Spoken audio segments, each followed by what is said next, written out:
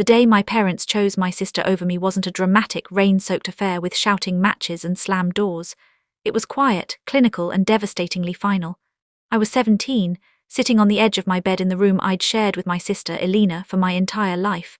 Elena was 15, and she was the sun. I was just the pale, cold moon that happened to orbit in her vicinity. It started with a letter. A thick, cream-coloured envelope with a prestigious university's crest embossed on the back.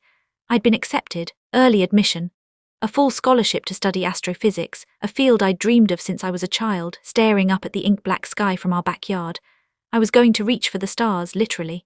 The universe, with all its infinite mathematical beauty, was finally within my grasp. I ran downstairs, the letter trembling in my hand, a smile so wide it hurt stretching across my face. My parents were in the living room with Elena. She was crying. That should have been my first warning. Elena's tears were like a siren's call. They commanded immediate, undivided attention, halting the world until she was placated. "Mom, Dad," I burst in, my voice high with excitement. "I got in. Full ride, I'm going to." My father, a man whose face was usually set in a mask of quiet disappointment, held up a hand. He was the only person I knew who could silence a room with a single, weary gesture. My mother, her eyes already glistening with sympathy for Elena, didn't even look at me. "Leo, we need to talk," my father said, his voice flat. "Sit down." The joy in my chest curdled into a cold, familiar dread. I sat. The letter, my golden ticket, felt flimsy and cheap in my hands. Elena sniffled, her performance flawless as always. She was the drama queen, the artist, the one who felt everything so deeply. I was the stoic one, the logical one, the one who could handle it. "Elena has been accepted into a very prestigious art program in Paris," my mother began, her voice a gentle, cooing tone she never used with me. "It's a once-in-a-lifetime opportunity." "That's amazing," I said, trying to muster some of the genuine excitement I'd felt seconds ago. It was a lie, but a necessary one. "Congratulations, Elena."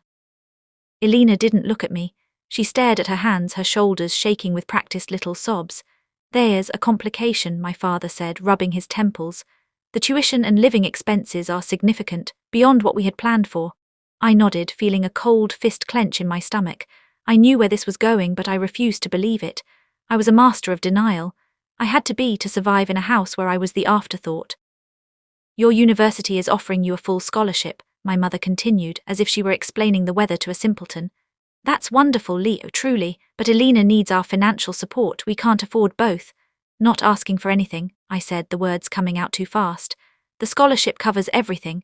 Tuition, room, board. I only need money for books and supplies, and I can get a job for that. I can work. I've already been looking." Father sighed, a sound heavy with the weight of a decision he'd already made. "It's not just the money, Leo. It's the spirit of the thing. We need to be able to support her fully. She'll be in a foreign country alone pursuing her art. She needs to know we're behind her 100%. We can't have our resources spread thin." "Please, Leo," Elena whispered, finally lifting her tear-streaked face to look at me. Her eyes were a theatrical blue, wide and innocent. "If I don't go, my whole life will be over. You don't understand. This is everything to me." Her words hit me like a physical blow. My whole life. My whole life was a path I'd painstakingly carved out of the chaos, a direction I'd fought for in a home where I was largely invisible. And she was telling me her whole life was more important. The worst part was my parents agreed. "We've decided to give Elena our full support," my mother said, her voice soft but unyielding. "We want you to defer your enrollment for a year. You can work, save some money and reapply. The university will understand." The word was a poison dart. It meant giving up my place in the line, losing my momentum. It meant watching from the sidelines as my dream faded into a distant, unattainable fantasy while my sister sailed off to hers on a tide of my parents' money and affection. "You're asking me to give up my spot," I said, my voice finally cracking. "I worked for this. I worked so hard, I earned it. She got into a program because you paid for a portfolio coach, a consultant, the whole damn 9 yards. "Leo, that's enough," my father snapped, his face reddening. "We are your parents and we have made a decision. This is not a negotiation. It's what's best for the family." The family. The word was a knife. It had never included me. I was the stranger who happened to share their DNA, the quiet, responsible one who was supposed to be grateful for the scraps they threw my way.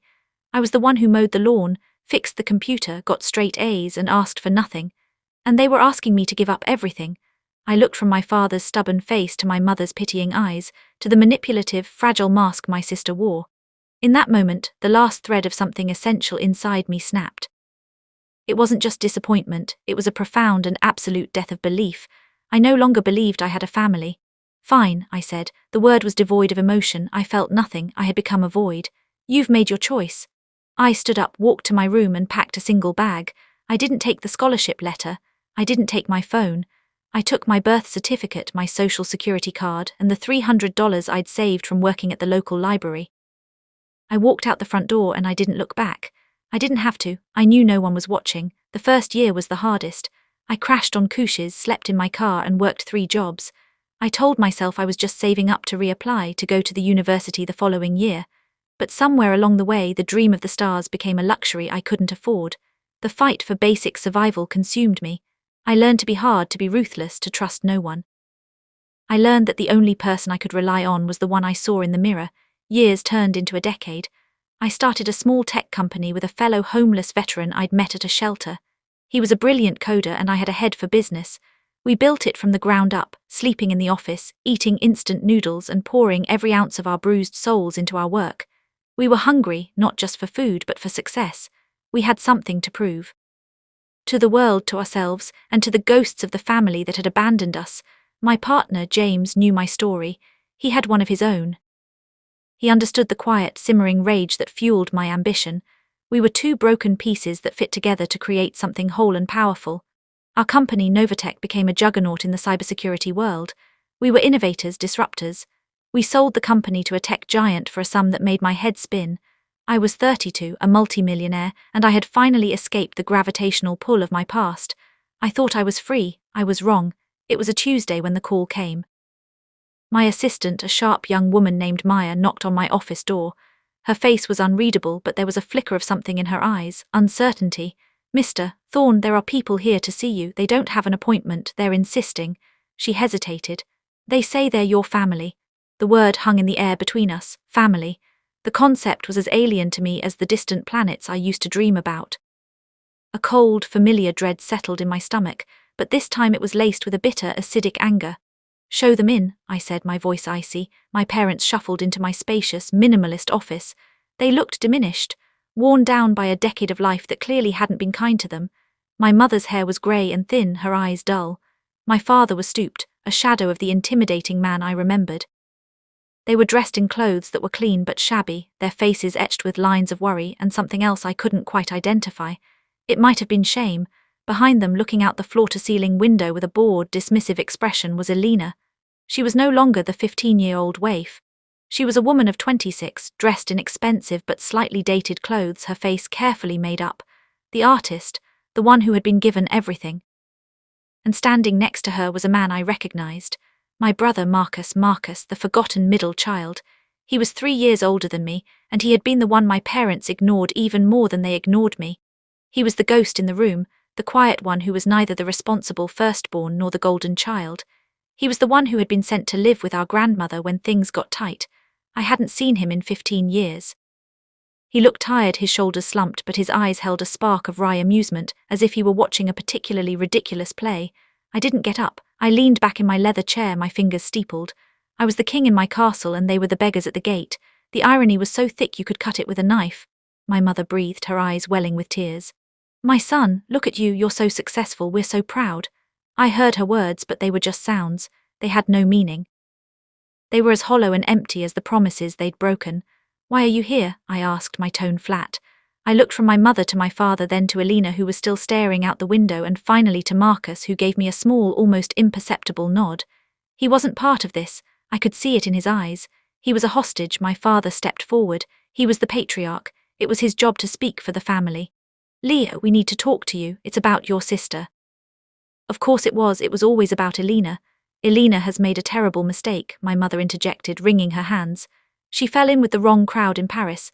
She was just trying to fit in, to find herself, and she got in over her head. She owes some money to some very bad people." "Much?" I asked, the question a simple, mechanical thing. "A lot," my father admitted, his voice breaking. "More than we could ever hope to pay. They're threatening her, Leo. They're threatening us. We are scared. We have nowhere else to turn." Finally, Elena turned from the window. She had the nerve to look annoyed. "It's not a big deal. It's just a bit of money. You have tons of it. Just pay them off, Leo. They're not really going to hurt us. They're just trying to scare us." Sheer, breathtaking arrogance of her statement was like a slap in the face. "Just a bit of money," she'd said. "Just the sum total of my life's work." just the reward for the years of suffering, the decades of loneliness. Me get this straight, I said, my voice dangerously quiet. You, Alina, made some choices that I am now supposed to fix. For you, because it's always about you, your art, your feelings, your problems. You chose to be a hedonistic fool and I'm supposed to bail you out. Leo, please, my mother begged. She's your sister. She was just a child. We're a family. We have to stand together. Family, I laughed. It was a harsh, ugly sound. You lost the right to call me that the day you told me to give up my future for her. You made a choice. You chose her. You were always choosing her. And now you come here to my office in my world and you expect me to choose you, to save you, to pay for the mistakes you made by loving her more than you loved me. My father flinched as if I had struck him. Leo, you're being cruel. We were trying to do what was best. We thought you were strong enough to handle it. We knew you were a survivor. Alina was fragile. Fragile, I repeated, the word tasting like ash. You know what? You were right. I am a survivor. I survived all of you. I survived the neglect. I survived the favoritism. I survived the cold, lonely nights and the years of wondering why I wasn't good enough. And you know what the irony is? You made me this way. You turned me into a fortress with no doors, so congratulations, you succeeded, you made me strong. I stood up and walked to the window, looking down at the city below. The tiny cars and people were ants scurrying about their meaningless lives. I felt a wave of exhaustion wash over me. I was so tired of the anger, the bitterness. The constant, low-level hum of resentment had been the soundtrack of my life for so long, I had forgotten what silence sounded like. And then a voice broke the silence. It was quiet, almost a whisper, but it carried a weight that cut through the tension in the room. It doesn't have to be this way, Leo. It was Marcus. He stepped forward away from the huddle of my family. He looked at me and in his eyes I didn't see shame or pity. I saw a reflection of my own pain. He was the other forgotten one. The one they'd shoved aside when Alina came along and then shoved aside again when I was born. I know what it's like to be the one they forget about, he continued, his voice steady. The one they didn't choose. They sent me to Grandma's because I was a distraction. They were so focused on you and Alina they forgot they had a third kid. I went through my own hell. I'm not here to ask for your money. I'm here because they wouldn't leave me alone and I figured you deserved to see them for what they are. But I also know, Leo, that this anger, it's a poison. It's eating you alive. I can see it. I can see it because I see it in myself every day. His words were a mirror. For the first time in my life I felt truly seen by a member of my family. Marcus, the forgotten middle child, the ghost, had walked back into my life not to take something, but to offer a painful truth. He was my brother, a stranger with the same set of memories, the same scars. I stared at him for a long moment. I could feel the eyes of my parents and Alina on me, waiting for my verdict. They looked pathetic. My mother was crying silently. My father looked broken. Even Alina's arrogant mask was starting to crack. For a brief, intoxicating moment I felt the power of it. I could say no. I could watch them suffer. I could finally, truly get my revenge. But then I looked at Marcus again. He wasn't asking for anything. He was just standing there, a living testament to the same failures that had shaped me. He was proof that my parents' inability to love didn't make me unlovable. It just made them broken, and that was the key. My parents were broken. Alina was broken. They were all broken people who had created a broken family. I had spent my entire life trying to be perfect to earn their love, and then I had spent another life punishing them for not giving it to me. But the punishment was mine. The anger was mine. The cage was mine. I made a decision. It wasn't a decision for them. It wasn't for Alina or my mother or my father. It was a decision for me. I turned from the window and walked back to my desk. I opened a drawer and pulled out a checkbook. How much? I asked, looking at my father. He named a figure. It was absurdly high, a testament to Alina's reckless stupidity. To me, it was a small fraction of my wealth. It was the price of a new car. It was the price of my freedom. I wrote the check with a steady hand. I didn't look at any of them. I tore it out and held it up. This is the money you asked for, I said. But I'm not giving it to Alina. I'm giving it to you, Marcus. Marcus's eyes widened in shock. My mother gasped. Leo, no, Alina shrieked. That's for me. This isn't for your debts, Alina, I said, my voice cold. You made your bed, you can lie in it. But I can't be the person who watches his brother suffer for their mistakes. I'm giving this to Marcus to start a new life, to get away from all of you and find some peace. I'm giving you a gift, Marcus, a chance. The same chance they took from me, take it and don't look back. Stared at me, his eyes swimming with unshed tears. He didn't say anything, but he nodded, a single jerky motion of his head. He understood. It wasn't about the money. It was about breaking the cycle. It was about choosing him. I turned to my parents. You came here for money. You got it, but you're not getting what you really came for. You came here for my forgiveness, and I can't give you that. I can't forget what you did. I can't forget the choice you made. I will carry that hurt with me for the rest of my life. But I'm done carrying the anger. You can't hurt me anymore because I don't need you. I never did. I looked at Elena. And you are a parasite. You drained my family dry, and when there was nothing left, you drained them even more. I have no pity for you. You are not my sister. You never were. You were just a rival for a prize I was never going to win. I walked to the door and held it open. You can see yourselves out. Marcus, my assistant, will have a car take you wherever you need to go. I'll have my lawyer contact you about the funds. Silence in the room was absolute. My mother was sobbing. My father looked like a man who had just been pronounced dead. Elena was white with fury. But Marcus walked past them, his head held high, and gave me a final nod of thanks as he left. My parents lingered for a moment, as if waiting for me to change my mind. I just stared at them, my face a mask of stone. Finally, they shuffled out, Elena at their heels, muttering curses under her breath. When they were gone, I closed the door and leaned against it. My hands were shaking. I felt a strange, dizzying sensation, a mixture of exhilaration and profound sadness. I had finally spoken the truth. I had finally told them how I felt. I had given them the money they wanted, but I had also given them the one thing they never expected: a mirror. I had shown them their own ugliness, their own selfishness, their own failure. Marcus called me a week later. He'd taken the money and moved to a small town in Vermont. He was opening a bookstore, a lifelong dream he'd never been able to afford. He sounded different, lighter, happy. I don't know how to thank you, Leo, he said, his voice thick with emotion. You didn't have to do that. Yes, I did, I said. I needed to break the chain. Was a long pause. Does it get better?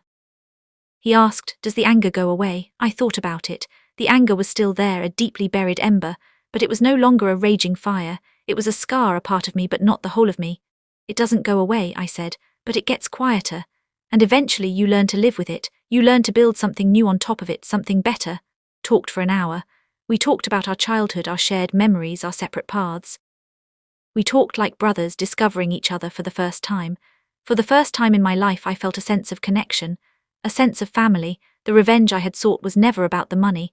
It was about the power, the control, the ability to finally say no. But the strange thing about revenge is that it doesn't heal you. It just puts you in a position of power, and power is a lonely place to be. What healed me was the connection with Marcus. The ability to break the cycle and do something different. My parents and Elena didn't come back. They had gotten what they wanted, and I had given them what they'd